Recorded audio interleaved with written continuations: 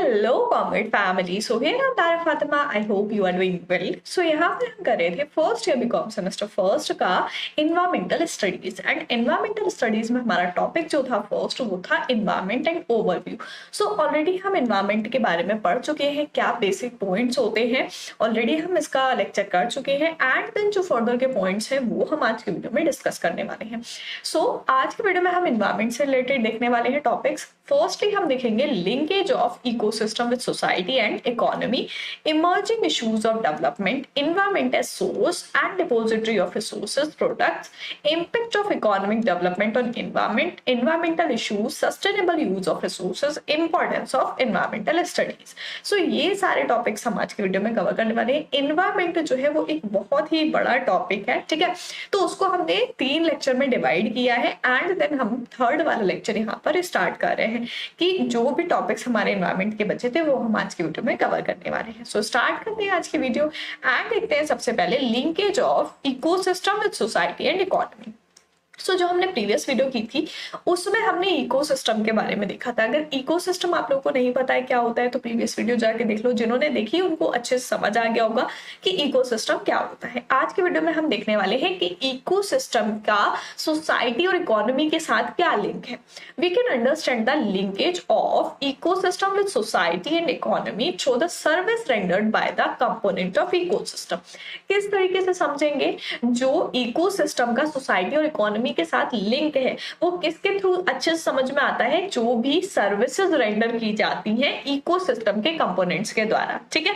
Collectively they are known as ecosystem services. Ecosystem के component जो है, जो भी इकोसिस्टम में आते हैं तो उनके द्वारा जो भी सर्विसेज प्रोवाइड की जा रही है, ठीक है, तो जो इकोसिस्टम सर्विसेज होती हैं वो यही कहलाती हैं कि भाई जो सर्विस प्रोवाइड कर रहे हैं। For example when fungi, worm and bacteria transform the raw ingredient of sunlight, carbon and nitrogen into fertile soil, this transformation is an ecosystem service. आप देखो यहाँ पर एग्जाम्पल के तौर पे क्या लिया है कि जो फंगी है, वॉर्म्स हैं या फिर बैक्टीरिया है, तो हम क्या बोलते हैं, वॉर्म्स जो होते हैं वो मिट्टी को अच्छा बनाते हैं, सॉइल को अच्छा बनाते हैं, ठीक है। तो यहाँ पर क्या बोला है कि जो वॉर्म्स है वो क्या करते हैं, रॉ इंग्रेडिएंट लेते हैं, कहाँ से, सनलाइट से लेते हैं, कार्बन लेते हैं, नाइट्रोजन लेते हैं, एंड देन उसको क्या करते हैं, फर्टाइल सॉइल बनाते हैं, फर्टाइल सॉइल में कन्वर्ट करते हैं, ट्रांसफॉर्म करते हैं, ठीक है।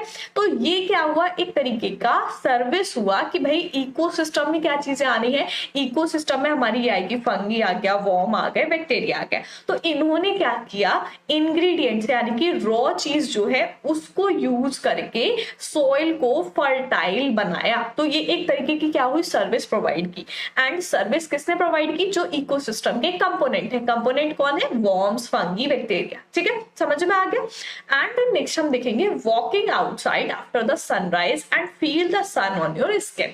दूसरी चीज हो जाएगी कि भाई अगर आप सनलाइट में बाहर जाते हो तो आप क्या करते हो, जो सनलाइट है, जो सनराइज है उसको अच्छे से फील कर पाते हो, देख पाते हो अपनी स्किन पर, ठीक है।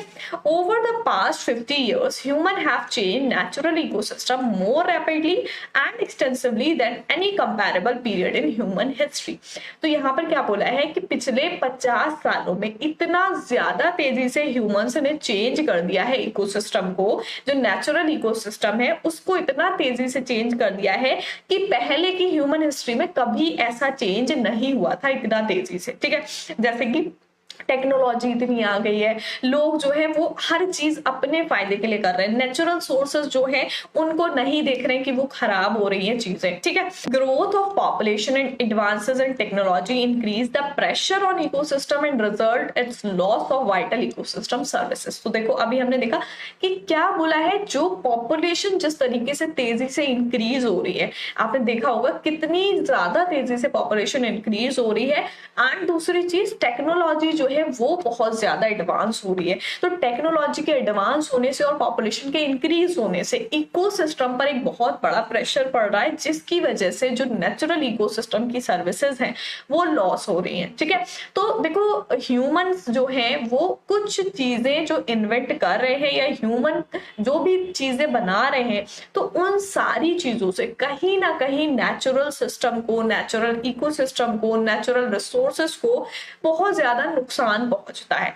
एंड ये टेक्नोलॉजी की वजह से भी बहुत सारी चीजें ऐसी खराब हो रही हैं, ठीक है। तो यहाँ पर इकोसिस्टम का सोसाइटी के साथ और इकोनॉमी के साथ क्या लिंक है वो हमने देखा। एंड नेक्स्ट पॉइंट हम देखेंगे इमर्जिंग इश्यूज ऑफ डेवलपमेंट के जो इमर्जिंग इश्यूज हैं in last few decades it has become increasingly evident that global ecosystem has a capacity to sustain only a limited level of utilisation. So यहाँ क्या बोला है कि पिछले कुछ 10 सालों में, 10-20 सालों में, डिकेड्स का मतलब होता है 10 ईयर्स, ठीक है। यहाँ पर आपको कुछ इयर्स करके दे रखा होता है या फिर सेंचुरी करके दे रखा होता है, 50 इयर्स दे रखा है।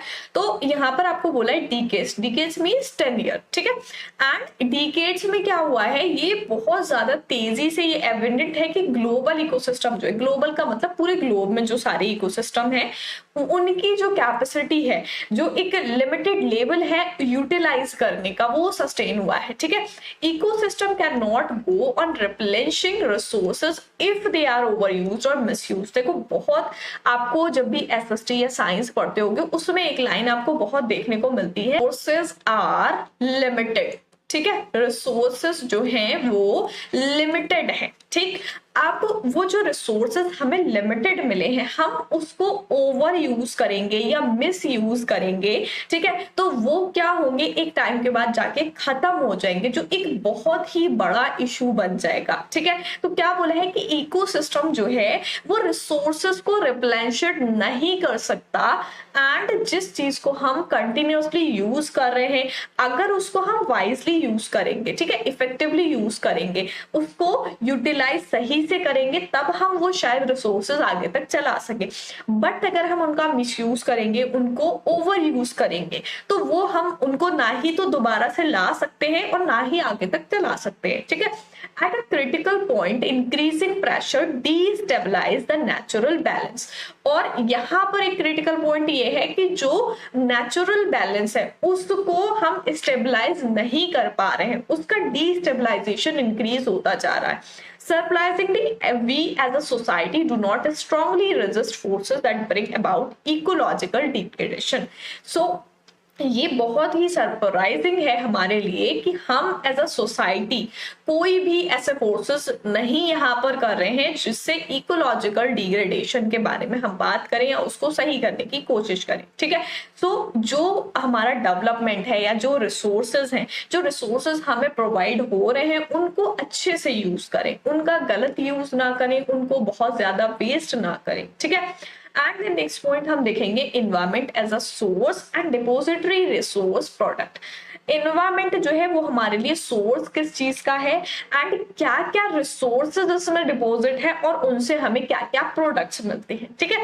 Anything that satisfy human wants और anything that benefit human being is called a resource. देखो बहुत ही सिंपल सी लैंग्वेज में आपको बताया है कि रिसोर्सेस क्या होते हैं, कोई भी चीज जो ह्यूमन वांट्स को सेटिस्फाई करे या कोई भी चीज जो ह्यूमन बीइंग के लिए बेनिफिशियल हो, ठीक है, जो ह्यूमन को बेनिफिट देती हो किसी भी तरीके से, उसको हम रिसोर्सेज बोलते हैं, ठीक है। Environment is a store house of wide variety of resources that are demanded for survival of human being and also for progress of human societies. Water is a resource. So यहाँ पर क्या बोला है कि एनवायरमेंट में बहुत ज्यादा variety है रिसोर्सेज की, ठीक है। एक स्टोर हाउस है जो इन्वायरमेंट है उसको एक स्टोर हाउस बोलते हैं, जैसे एयर हो गया, वाटर हो गया, सनलाइट हो गई, ट्रीज हो गए, गैसेस हो गई, ये सारी चीजें बहुत इस तरीके की बहुत सारी चीजें हमारे इन्वायरमेंट में प्रेजेंट होती हैं जो हम क्या करते हैं उसको किसी ना किसी तरीके से यूज करते हैं अपने बेनिफिट के लिए, अपनी नीड्स को सेटिस्फाई करने के लिए। तो जो भी चीजें ह्यूमन वांट्स को सेटिस्फाई कर रही हैं, जो भी इन्वायरमेंट में प्रेजेंट है, जो ह्यूमन वांट्स को सरवाइव करने के लिए हेल्प कर रही हैं, ह्यूमन सोसाइटीज को ग्रो करने के लिए हेल्प कर रही हैं, वो सारी ही चीजें क्या कहलाती हैं, रिसोर्सेज कहलाते हैं। एग्जाम्पल जैसे हमें गिवन है वाटर का, ठीक है। तो वाटर क्या है, हमारे इन्वायरमेंट में प्रेजेंट है एंड हम उसको बहुत ज्यादा यूज करते हैं, तो ये हमारा रिसोर्स हो गया। We need water for drinking, washing, cooking and also for agriculture industry and to generate electricity. So ये चीज जो है ये आप लोगों को आई थिंक बताने की जरूरत नहीं है, इतने आप बड़े हो गए हो, शुरू से ये चीज पढ़ते हुए आ रहे हो, कि भाई वाटर हमें क्यों जरूरी है, किस तरीके से सेव करना है एंड किन किन चीजों में हम इसको यूज करते हैं। ठीक है, तो वाटर की हर जगह हमें जरूरत पड़ती है। सोइल हो गया, ठीक है, मिट्टी जो है वो हमारा एक रिसोर्स हो जाएगा। The nature of crop grown depend upon type of soil. छोटे क्लासेस में एसएसटी में पढ़ाया जाता है कि कितने टाइप की सोइल होती है, कौन सी क्रॉप के लिए कौन सी सोइल बेटर रहती है। ठीक है, तो सोइल भी हमारे रिसोर्सेज में आ जाएगी। It is the most basic resource for agriculture. Agriculture मतलब हमारा जो फूड है, ठीक है, हमें फूड कहाँ से मिलता है, एग्रीकल्चर से। सो एग्रीकल्चर एक मेन थिंग है जो हमारी कहाँ से निकलती है, सॉइल से। ठीक है, एंड यहाँ पर आपको एक पिक्चर गिवन है जिसमें आपको अच्छे से समझ में आ रहा होगा कि हमारा जो इन्वायरमेंट है, ठीक है, इन्वायरमेंट में हमारी क्या चीजें आ जाती हैं, जैसे एयर हो गया, वाटर हो गया। एयर में बहुत सारी गैसेस प्रेजेंट है जो हम लोग सांस लेते हैं, सांस छोड़ते हैं। ठीक है, तो वो सारी गैसेस होती हैं। वाटर हो गया हमारे यूज के लिए है। नेचुरल सोर्सेज में फूड ग्रेन, वेजिटेबल, फिश, ये सारी चीजें आ जाती हैं। कल्चरल रिसोर्सेज में फैन, इलेक्ट्रिसिटी, कंप्यूटर, ये सारी हो गई। Consumption of product derived from environment. अब ये सारे प्रोडक्ट जो है हमें कहाँ से मिलते हैं, एनवायरमेंट से मिलते हैं। एंड उनको क्या करता है, जो ह्यूमन बीइंग है वो उनको कंज्यूम करता है अपनी नीड्स को सेटिस्फाई करने के लिए। बहुत ही सिंपल सा पिक्चर है, होप समझ में आ गया होगा। देन हम देखते हैं next point, impact of economic development on environment. Economic development का एनवायरमेंट पे क्या इम्पैक्ट पड़ रहा है। Throughout history human have both affected and been affected by the environment and it is used and altered by wide variety of people with many different interest and values. अब यहाँ क्या बोला है कि humans की history में दोनों ही affect हुए हैं। ठीक है, एनवायरमेंट भी और ह्यूमंस भी। तो यहाँ पर बोला है कि जो लोगों की अलग अलग वैरायटी है तो उनके अलग अलग इंटरेस्ट, अलग अलग वैल्यूज होते हैं, उस हिसाब से अलग अलग इम्पैक्ट पड़ता है। Technological revolution of 20th century not only increased the rate of resources exploitation, production and also increased the storage capacity। अब देखो अगर हम 20th सेंचुरी की बात करें, जो टेक्नोलॉजिकल रिवॉल्यूशन आया है, आपने देखा होगा कि हम अगर आप अपना दिन का भी देखें कि हम सुबह से लेकर शाम तक जो चीजें यूज करते हैं उसमें ऑलमोस्ट 90% चीजें जो हैं वो टेक्नोलॉजी से रिलेटेड होती हैं। ठीक है, ऑलमोस्ट 90% चीजें हम टेक्नोलॉजी की यूज करते हैं। तो 20th सेंचुरी में टेक्नोलॉजी का इतना रेवोल्यूशन आ गया है कि जो रिसोर्सेज हैं वो सिर्फ उनका एक्सप्लॉयटेशन ही इंक्रीज नहीं हुआ है कि रिसोर्सेज जो है वो एक्सप्लॉयट हो रहे हैं, बट उसके साथ साथ लोगों की जो स्टोरेज कैपेसिटी है वो भी इंक्रीज हो गई कि भाई हम इस चीज को ज्यादा बना के रख ले रहे हैं, उसको सेव कर लेंगे आगे के टाइम के यूज करने के लिए। ठीक है, access to variety of product of technology for comfort brought about change in human attitude, greedy और केयरलेस। सो देखो यहाँ पर आपको बोला है स्टोरेज कैपेसिटी। स्टोरेज कैपेसिटी से क्या होता है, ग्रीडी और केयरलेस हो जाता है ह्यूमन एटीट्यूड। क्या बोला है कि आपके पास जब वैरायटी होगी बहुत सारे प्रोडक्ट्स की, ठीक है, टेक्नोलॉजी जो है वो आपको ये कंफर्ट देगी कि आप अपने जो भी प्रोडक्ट है उनको इकट्ठा करके रख सकते हैं। आपके पास ये वैरायटी है, इनका एक्सेस है आपके पास, तो आप क्या करोगे, उसके लिए ग्रीडी हो जाओगे, केयरलेस हो जाओगे। ग्रीडी कैसे भाई, कि अगर आपके पास कोई भी यूनिट 2 है तो आप कोशिश करोगे 2 और आ जाए मेरे पास, ठीक है, ताकि मैं उसको और टाइम तक यूज कर सकूं। केयरलेस कैसे हो जाओगे, अगर आपके पास 2 और आ गई, 4 हो गई, आप केयरलेस हो जाओगे कि भाई उसको सही से यूज ही नहीं करना, भाई हमारे पास तो बहुत सारी पड़ी है। ठीक है, तो इस तरीके की जो चीजें होती हैं वो क्या करती है, मतलब इकोनॉमिक डेवलपमेंट जो है उससे इन्वायरमेंट पर ये सारे कुछ गलत इफेक्ट भी पड़ते हैं। जैसे यहाँ पर अगर हम इन्वायरमेंट का देखें, एनवायरमेंट और gifts of nature, non biodegradable और टॉक्सिक वेस्ट, पॉल्यूशन जो है, तो इससे हमें देखो इन्वायरमेंट से रिसोर्सेज मिल रहे हैं, रिसोर्सेज जो डेवलपमेंट हुआ एंड जो प्रोडक्ट आया, मतलब कि रिसोर्सेज, जैसे हम एक एग्जांपल लेते हैं, ठीक है, रिसोर्सेज मान लो यहाँ पर वाटर था, ठीक है, वाटर से इलेक्ट्रिसिटी बनी, ठीक, रिसोर्सेज क्या मिला, वाटर मिला, एंड वाटर से क्या किया गया, डेवलपमेंट के लिए इलेक्ट्रिसिटी बनाई गई।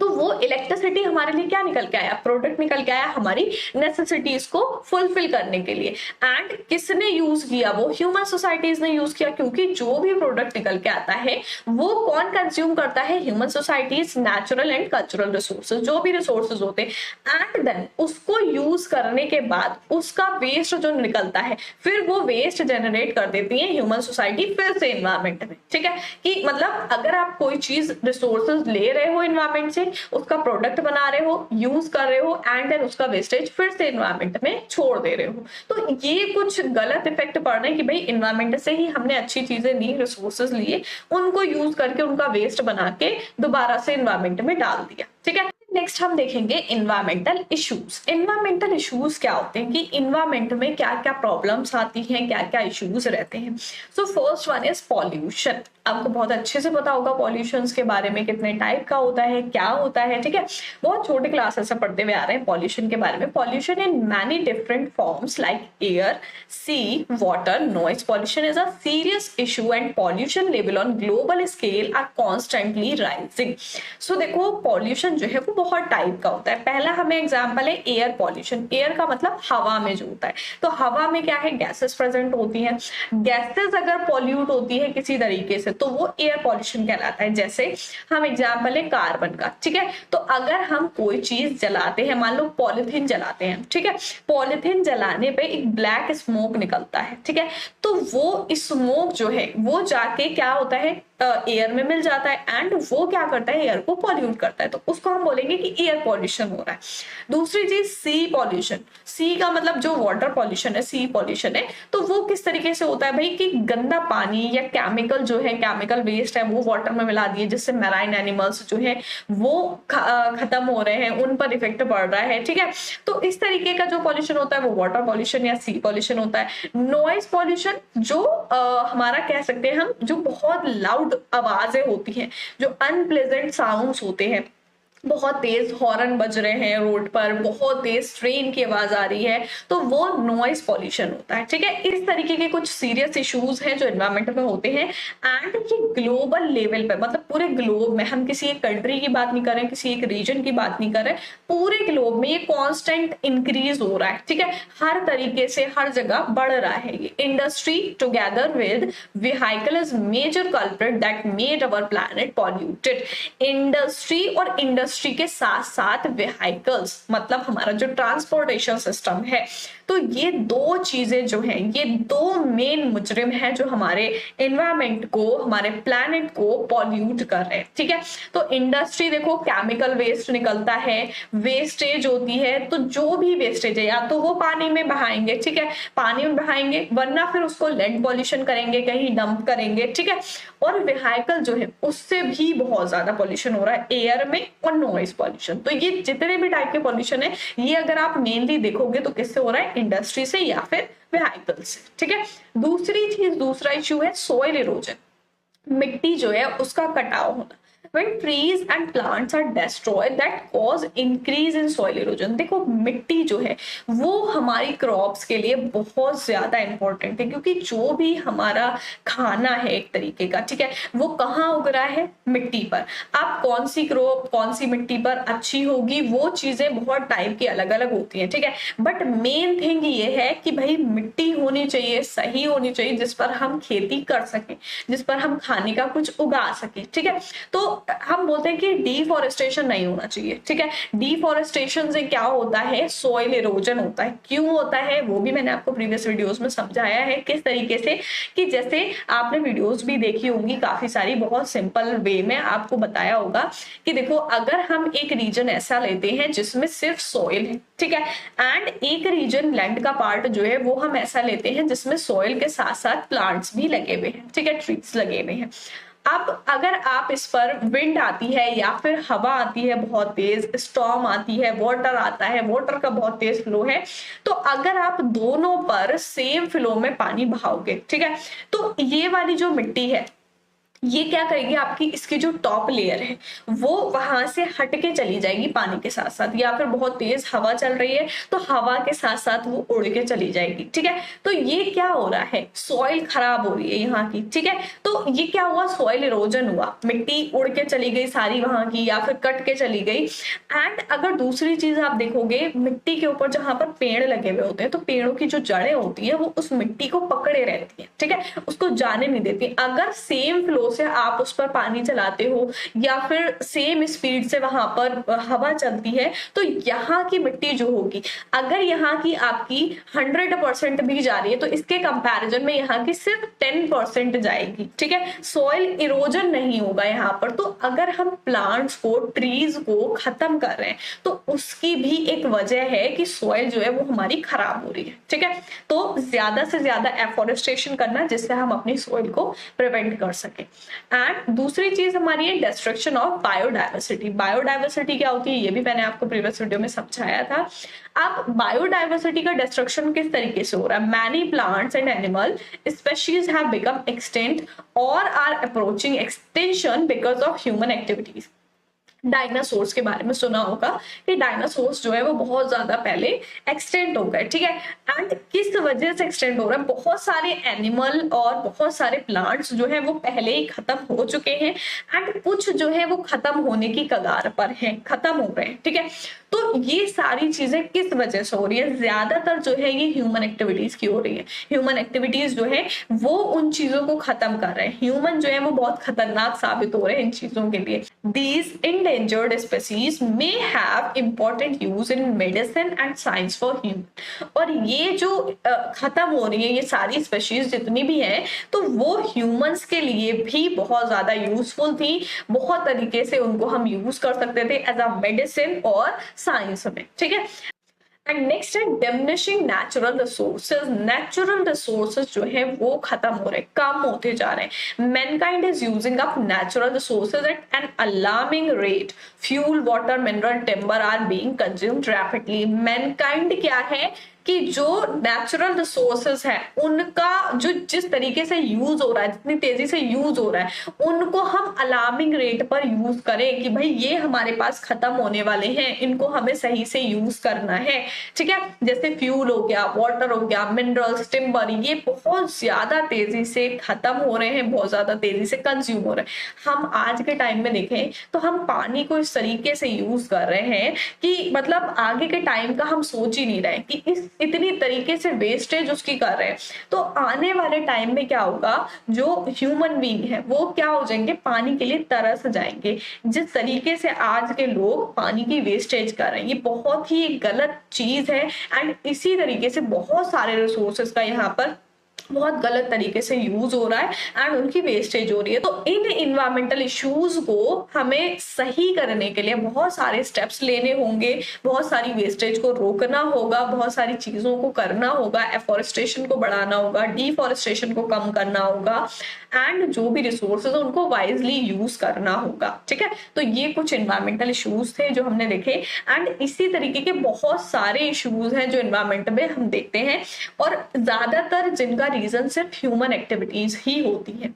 एंड नेक्स्ट पॉइंट हम देखेंगे सस्टेनेबल यूज ऑफ रिसोर्सेज। जो रिसोर्सेज हमारे पास प्रेजेंट है उनका हम सस्टेनेबल यूज कर सके। It is high time that we should rethink and take proper steps to build up the world of sustainable society. मतलब हम ऐसा नहीं है कि हम एक कंट्री की बात कर रहे हैं, एक स्टेट की बात कर रहे हैं, ये हम पूरे ग्लोब की बात कर रहे हैं, पूरी दुनिया की बात कर रहे हैं कि जिस तरीके से रिसोर्सेज का यूज हो रहा है उसके लिए हमें सोचना चाहिए, उसके लिए हमें एक बार बहुत अच्छे से ये सोचकर स्टेप लेने चाहिए कि हम इन चीजों को कैसे करके सही कर सकते हैं एंड कैसे करके हम अपना जो सोसाइटी है उसको सस्टेनेबल बना सकते हैं। Each one of us can adopt sustainable life style. इसमें ऐसा नहीं है कि हम एक चीज को चेंज कर लें, दो लोग चेंज हो जाएं, इसमें हमें पूरा अपना लाइफ स्टाइल सस्टेनेबल बनाना होगा जिससे हम अपनी वर्ल्ड को, अपने वर्ल्ड के रिसोर्सेज को बचा सकते हैं। To achieve this goal we must change our attitude toward lifestyle and the environment we interact with. हम इस गोल को अचीव करने के लिए बहुत सारी चीजों को चेंज करेंगे, बहुत सारी चीजों को चेंज करना पड़ेगा एंड अपने एटीट्यूड को, अपने लाइफ स्टाइल को चेंज करना पड़ेगा कि हम जिस एनवायरमेंट के टुवर्ड्स इंटरेक्ट हो रहे हैं हमें ऐसा लाइफ स्टाइल चाहिए अगर हम ये सस्टेनेबल यूज करते हैं रिसोर्सेज का। ठीक है, कि हम अगर आप अपना लाइफ स्टाइल देखते हो उसमें हम बहुत सारी चीजें ऐसी यूज करते हैं जो हमारे नेचर को, हमारे रिसोर्सेज को नुकसान पहुंचाती हैं। तो वो चीजें हमें कम करके ऐसी चीजें, उनके अल्टरनेटिव ढूंढने हैं, ऐसी चीजें यूज करनी है जिससे हमारे रिसोर्सेज जो है वो सेफ रहे और हमें अपने जो भी नीड्स हैं वो हमारी फुलफिल हो जाए। सस्टेनेबल डेवलपमेंट क्या होता है? Sustainable development implies meeting the needs of present without compromising the ability of future generation to meet their own needs. अब सस्टेनेबल डेवलपमेंट का मतलब यहाँ पर ये है कि भाई हमारी जो प्रेजेंट नीड है उनको हम बिना कॉम्प्रोमाइज किए फ्यूचर जनरेशन जो है उनकी नीड्स का भी ख्याल रखें। ठीक है, the term sustainable development was introduced in 1987 by world commission on environment and development, Brundtland commission in its report our common future. Sustainable development जो है वो सबसे पहले इंट्रोड्यूस किया गया था 1987 में, जो वर्ल्ड कमीशन में एनवायरमेंट और डेवलपमेंट में यहाँ पर ब्रंटलैंड कमीशन आया था एंड इसकी रिपोर्ट में बोला गया था कि हमारा कॉमन फ्यूचर जो है वो सस्टेनेबल डेवलपमेंट होना चाहिए। ठीक है, सस्टेनेबल डेवलपमेंट का मतलब है कि हम ऐसी चीजों को यूज करें जिससे हम अपने रिसोर्सेज को अच्छे से यूज कर सके और फ्यूचर के लिए भी बचा सके। ठीक है, एंड नेक्स्ट पॉइंट हम देखेंगे, if we are using our renewable environment resources faster than they can replenish it, the most obvious consequences is shortage of resources now and acute storage और डिप्लेशन इन द फ्यूचर। अब देखो हमारे environment में दो type के resources होते हैं, पहला रिन्यूएबल रिसोर्सेज, दूसरा नॉन रिन्यूएबल रिसोर्सेज। तो रिन्यूएबल रिसोर्सेज क्या होते हैं? जो एक टाइम के बाद रिन्यू हो जाते हैं। ठीक है, अब उन रिसोर्सेज का रिन्यू होने का जो टाइम पीरियड है, ठीक है, जैसे अगर हम एग्जांपल लें तो हमारा अगर एक रिसोर्स है एंड वो रिसोर्स अगर हम यूज करते हैं, ठीक है, यूज करने के 1 साल बाद जाकर उसको यूज करते हैं एंड 1 साल बाद जाकर वो यूज होता है। अब उस रिसोर्स के जो रिन्यूअल होने का टाइम पीरियड है वो उसका टाइम पीरियड है 1 ईयर। ठीक है, अब अगर हम 1 ईयर से पहले उसको यूज कर लेते हैं तो वो क्या होगा? रिन्यू होने का उसको टाइम ही नहीं मिला। तो यहाँ पर साफ साफ आपको बताया गया है कि रिन्यूएबल रिसोर्सेज जो है अगर वो जितने में रिन्यू होंगे, अगर हम उससे पहले उसको यूज कर लेंगे तो वो रिसोर्सेज की हमारे पास शॉर्टेज हो जाएगी। ठीक है, वो रिसोर्सेज हमारे पास एक टाइम पर आकर खत्म हो जाएंगे, शॉर्टेज होगी, धीरे धीरे वो फ्यूचर में आके खत्म हो जाएंगे। We must learn to sustain resources so they continue to provide benefit to all living being of present and future generation. भाई आज के लोग जो है वो तो सिर्फ यही सोच रहे हैं भाई हमारा जो है आज प्रेजेंट जो है बस वही है, फ्यूचर नहीं है, तो आगे के बारे में वो कुछ सोच ही नहीं रहे, तो जितना भी है भाई हम यूज कर ले। तो ऐसा नहीं है, हमें ये चीज सोचनी चाहिए कि जो भी रिसोर्सेज हैं उनको हम इस तरीके से यूज करें कि उनका बेनिफिट हमें आज में मिले बट आगे की जनरेशन के लिए भी वो चीज रह जाए, वो रिसोर्सेज रह जाए उनके यूज के लिए। It is now even more critical than ever before for mankind as a whole to have a clear understanding of environmental concern and to follow sustainable life practices. ये अब और भी ज्यादा क्रिटिकल है कि पहले से ज्यादा लोग जो है वो ये क्लियर अंडरस्टैंडिंग उनको नहीं है कि जो भी इन्वायरमेंटल कंसर्न है उनको किस तरीके से फॉलो करना है, जो लाइफ स्टाइल प्रैक्टिसेस है उनको किस तरीके से फॉलो करना है जिससे हमारा इन्वायरमेंट जो है हम रिसोर्सेज को अच्छे से यूज कर सके, अपने इन्वायरमेंट को समझ सके कि कौन से रिसोर्सेज हमारे खत्म हो रहे हैं, कौन से रिसोर्सेज को किस तरीके से यूज करना है।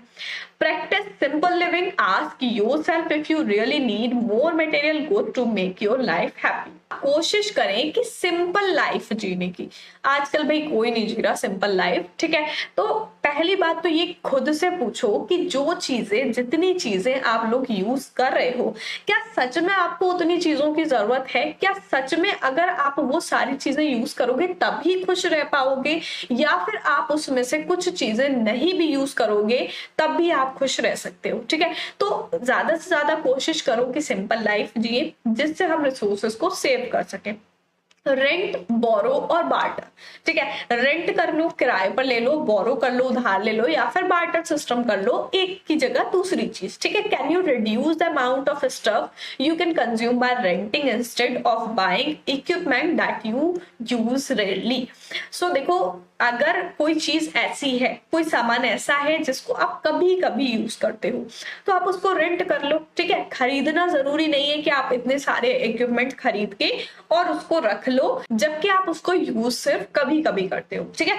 रिसाइकल और reuse the material and make optimum use of things you purchase. अब जो चीजें आप परचेज कर रहे हो वो एक यूज के लिए अगर आपने परचेज की, वो यूज हो गया, उसको फेंक दिया, देन वो वेस्टेज में चला जाएगा, ठीक है। इससे वेस्टेज बढ़ जाएगा।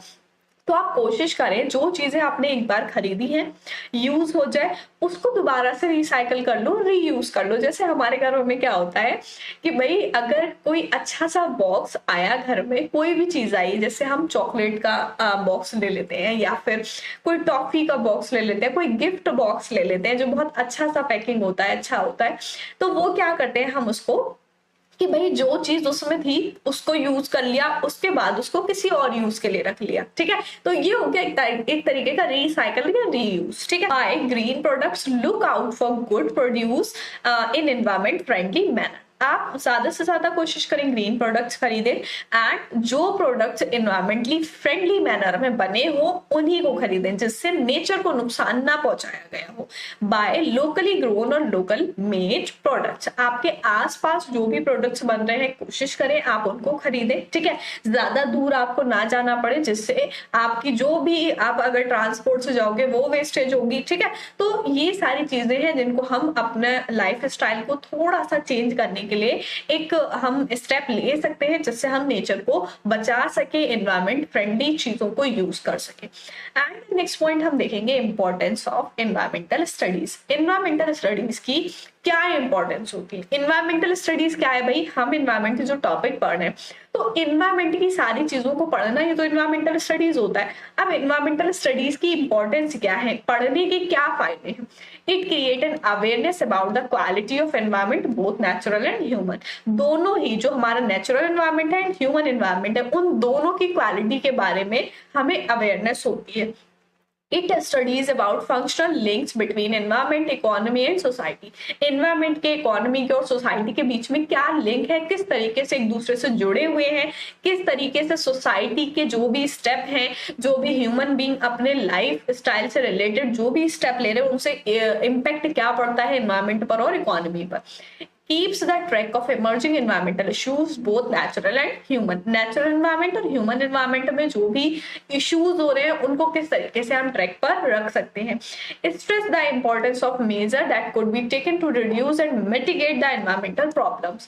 हम ऐसी चीजों को ऐसे स्टेप लें जिससे हमारी जो इन्वायरमेंटल प्रॉब्लम्स हैं वो कम हो सके, किसी भी तरीके से रिड्यूस हो सके। Motivate people to accept environment friendly lifestyle. जैसे कि इस लेक्चर को देखने के बाद आप लोगों को थोड़ी सी मोटिवेशन मिली होगी कि भाई हम कुछ तो ऐसा करें जिससे हम जो अपनी चीजें दिन भर में कितनी भी चीजें हम यूज करें उसमें से एक चीज तो हम ऐसी यूज करें जिससे हमारे इन्वायरमेंटल इश्यूज हैं वो कम हो जाए, या फिर इन्वायरमेंटली फ्रेंडली प्रोडक्ट जो है वो हम यूज करें, ठीक है। तो ये क्या करता है, इन्वायरमेंटल स्टडीज जो है लोगों को मोटिवेट करता है कि हम इन्वायरमेंटल फ्रेंडली लाइफ स्टाइल को एक्सेप्ट करें, जो चीजें एनवायरमेंट को नुकसान दे रही है हम कोशिश करें उनको कम कर सके, ठीक है। एंड जो चीजें हमारे नेचर को सेव कर रही है, हमारे एनवायरमेंट को सेव कर रही है, हम उन चीजों को अपने लाइफ स्टाइल में ऐड करें, ठीक है। तो ये कुछ इंपॉर्टेंस होती है एनवायरमेंटल स्टडीज की। आई होप आज का लेक्चर बहुत ही ईजी था, बहुत ही अच्छा था, समझ में आ गया होगा अच्छे से। सो आज की वीडियो में हमने देखा एनवायरमेंट के बारे में, ओवरव्यू था, जो हमारा लेक्चर फर्स्ट से था वही हमने देखा है। सो ये सारे पॉइंट्स थे हमारे एनवायरमेंट पे। फर्स्टली हमने देखा linkage of ecosystem with society and economy and an emerging issues of development, environment as a source, depository source and products, and impact of economic development on environment and an environmental issues, sustainable development and sustainable use of resources and importance of environmental studies.